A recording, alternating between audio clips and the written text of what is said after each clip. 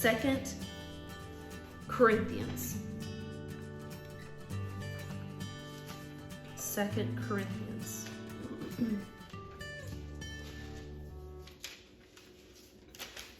Chapter 4.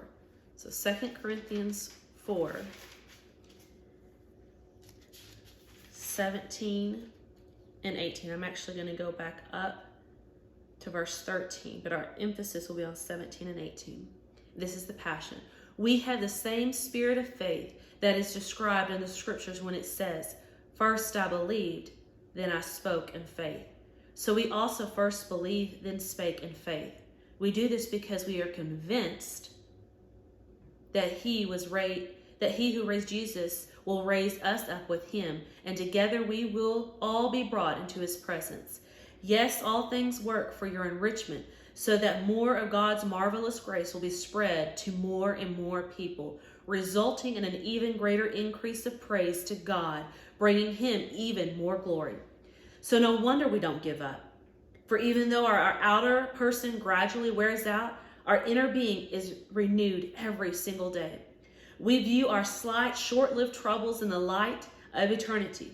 We see our difficulties as the substance that produces for us an eternal way to glory far beyond all comparison, because we don't focus our attention on what is seen, but on what is unseen. For what is seen is temporary, but the unseen realm is eternal. What is that saying? All of that is talking about faith. It's talking about faith. Faith in God, believing in him. Whether we feel it, whether we see it, we don't have to ask for signs and miracles. It says signs and miracles will follow those that believe. So if you believe, there will be signs, there will be miracles. If you know God is real, God's going to show you he's real.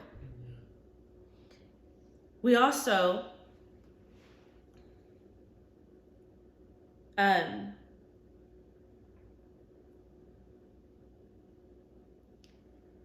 says in the English Standard, verse 18, we look not to the things that are seen, but to the things that are unseen. For the things that are seen are temporary, but the things which are unseen are eternal.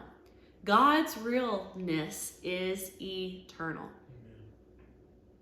So why are we looking at the world? The Lord spoke something to me, and I'm going to read it. This is the word from the Lord. This is what he would have said to me, to you, to us, in this time, for this day, for this time. Why look to the world? You're looking for something real, and it won't be found in the world. It'll only be found in God. That's why we read these scriptures. In Daniel 2:28, it talks about how King Nebuchadnezzar had a vision, and Daniel goes and interprets it. And after he hears the interpretation, he says, God is real.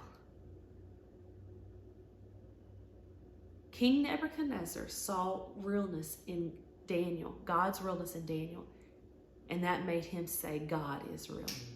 People are going to say God is real through what people see in us, what they see in us and through us. The last scripture we're going to go to is found in James. James 2:19.